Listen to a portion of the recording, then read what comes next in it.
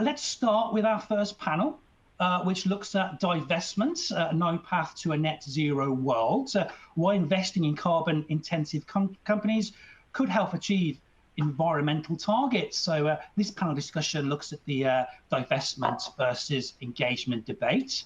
And here are our panel. Welcome, guys. Thank you for joining us. Thank you, Mark. I think a great place to start to find out exactly who is sitting on our panel. So introductions. Oliver, could you start us off with introductions, please? Sure. I'm a professor of economics at Harvard University. I do theoretical work on how investors can influence company actions. Thank you, Oliver. Lloyd. Hi, good afternoon, everybody. My name's Lloyd McAllister. I'm a responsible investment analyst at Newton Investment Management. Thank you, Lloyd. Catherine. Thank you, Mark. Catherine Ogden, a Sustainability and Responsible Investment Manager at Legal & General Investment Management. Good news. Thank you, Catherine. And last but not least, Randeep. Thank you very much, Mark, and welcome, everybody. I'm Randeep Somel. I'm a 17-year investor at M&G Investments, and I currently manage our M&G Climate Solutions portfolio. Great news, great news. But thank you, guys. We're a great little panel here. Catherine, could we start with you? Will investing in only low carbon stocks keep the world within the 2-degree temperature rise target that many countries have adopted? Mark, thank you. The straightforward answer to that, I think, is no. The scale of the transformation needed to reach net zero emissions globally by 2050 cannot be achieved through investing only in low carbon stocks. We think that all sectors have a role to play, be that from energy and industrials to food and finance.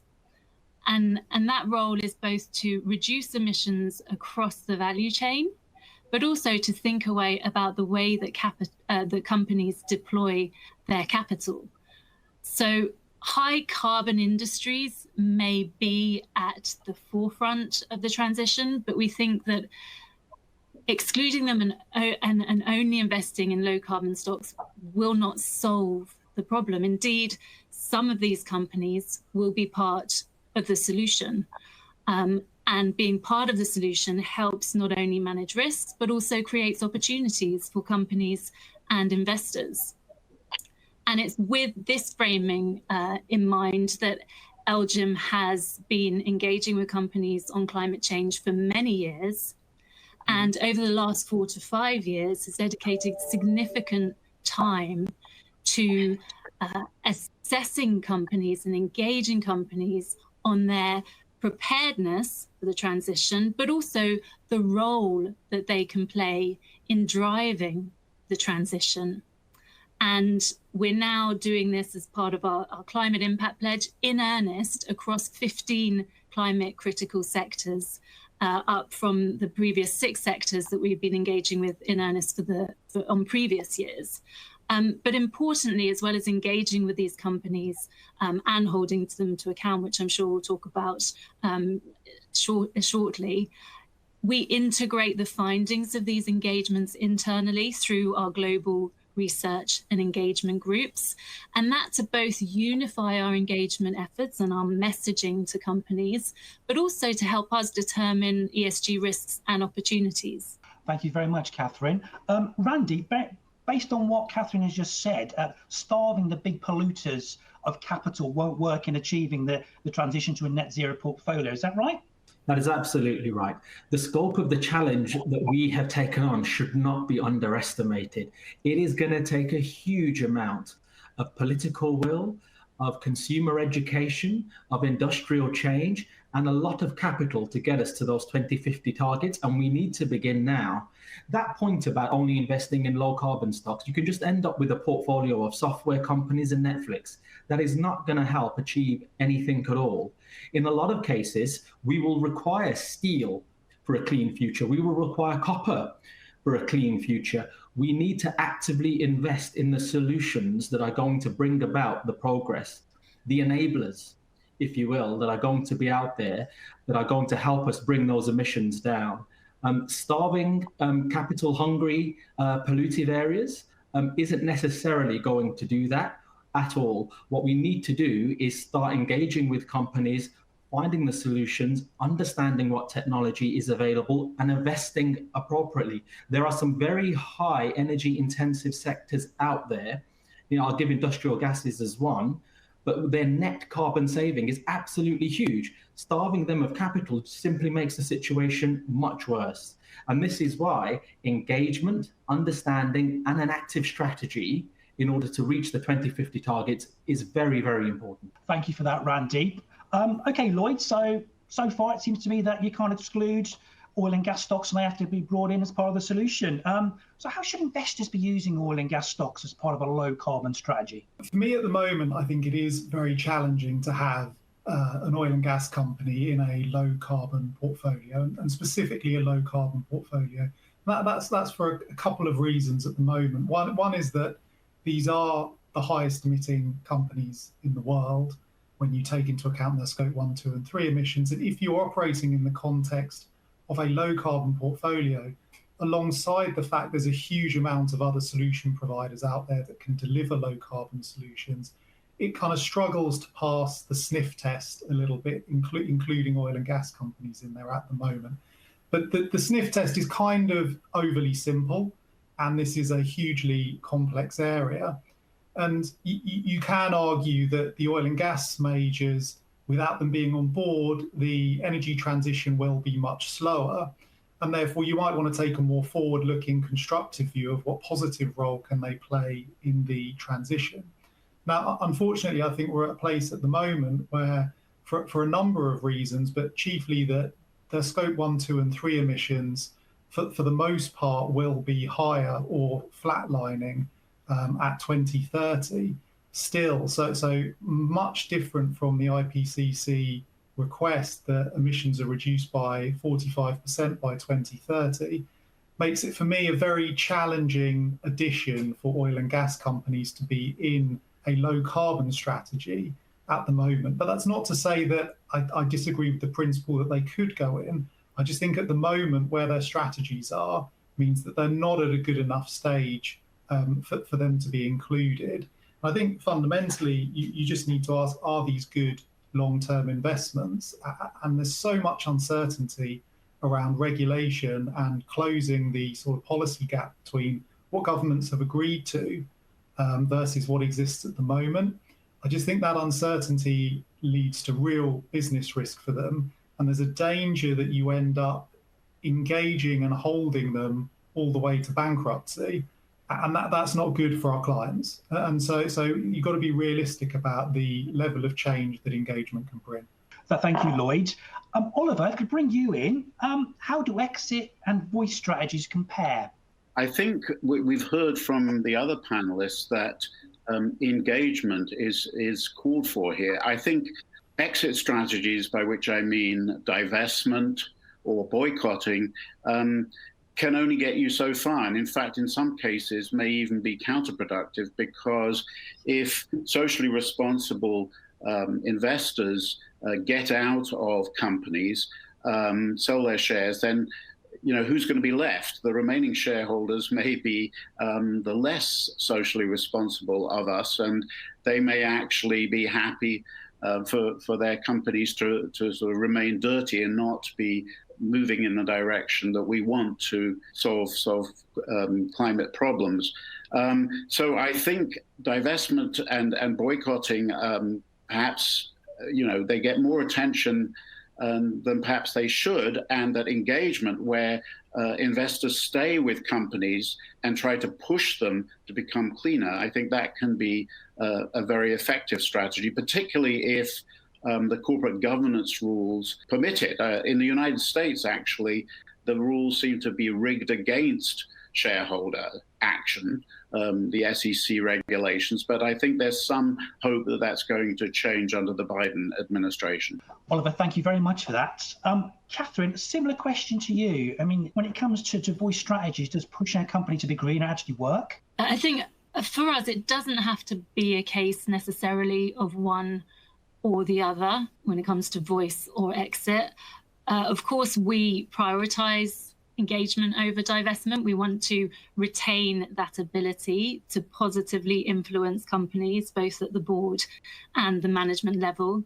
And when it comes to the low carbon transition, really, we want to support companies to adapt their business plans and their investments. But at the same time, we can't talk forever. And if companies are not engaging, if we're not seeing results, we do have to hold them to account.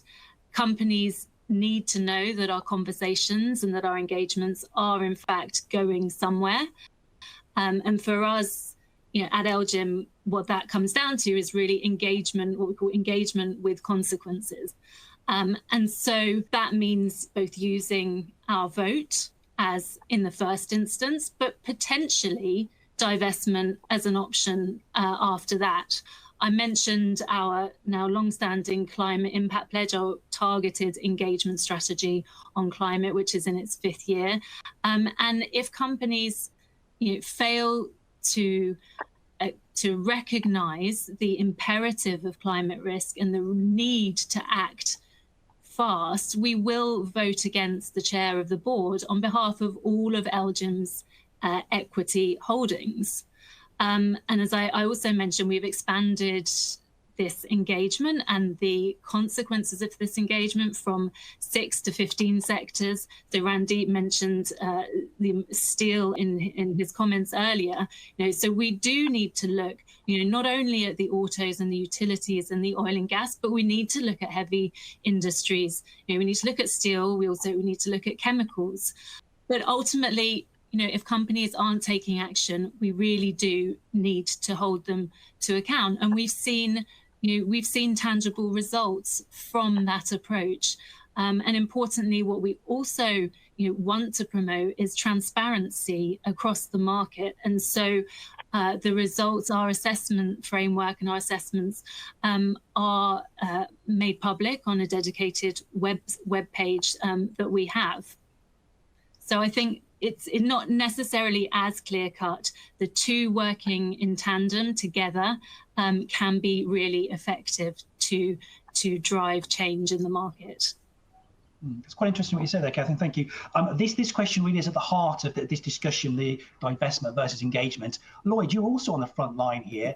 I mean, just based on what Catherine just said there, I mean, what's more effective? Is it engagement, divestment, or both together?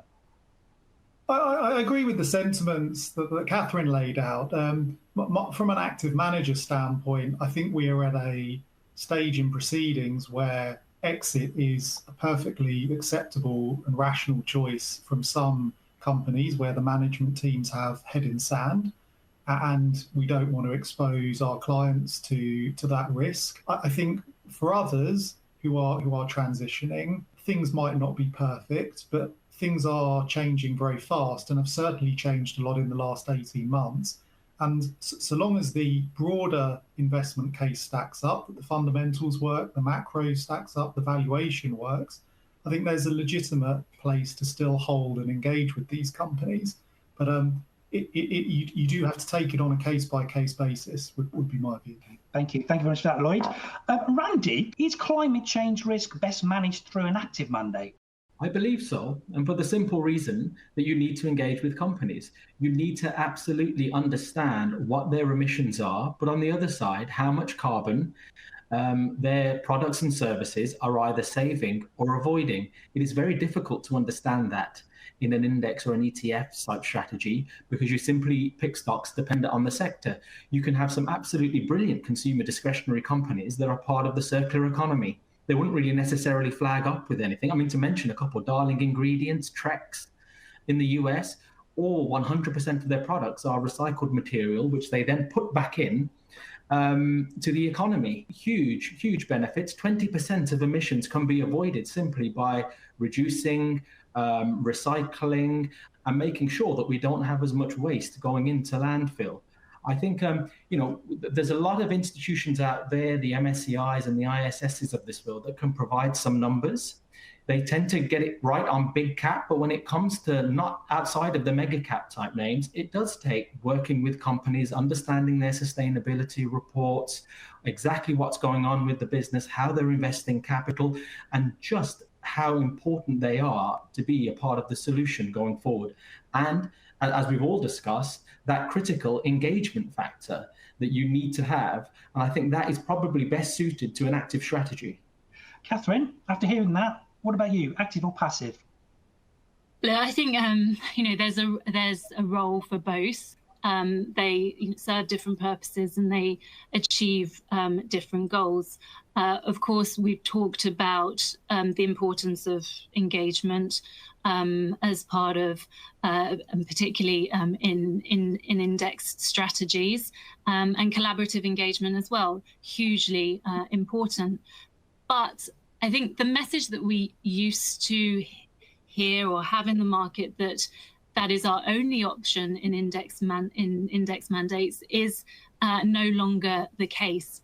For several years now, we've been innovating in the way that we integrate climate into index management and moving beyond engagement and voting, as I referenced previously. So this can, for example, on the one hand, involve making changes at the benchmark level, for example, adapting methodologies and weightings within the index based on carbon and green exposure. But it can also involve at the fund level potential select divestments at the fund level, again, depending on companies' approach and performance on managing climate risks. So, as I mentioned, our climate impact pledge, those laggards which we commit to vote against, within select funds, we will also divest them or reduce their weightings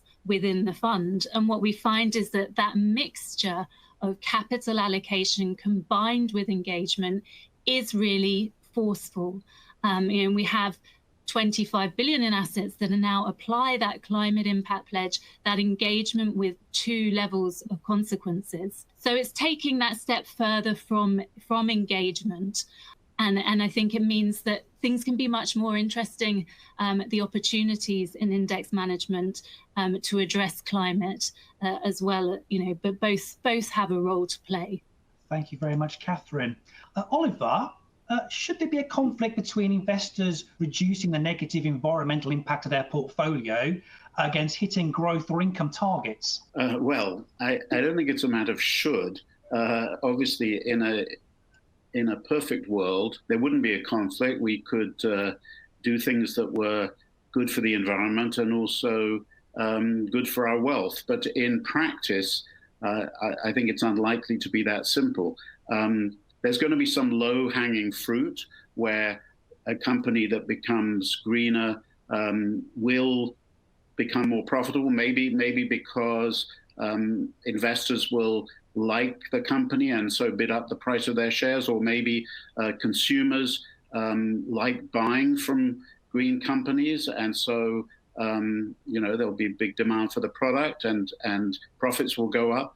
But it seems implausible that it's always going to be like that.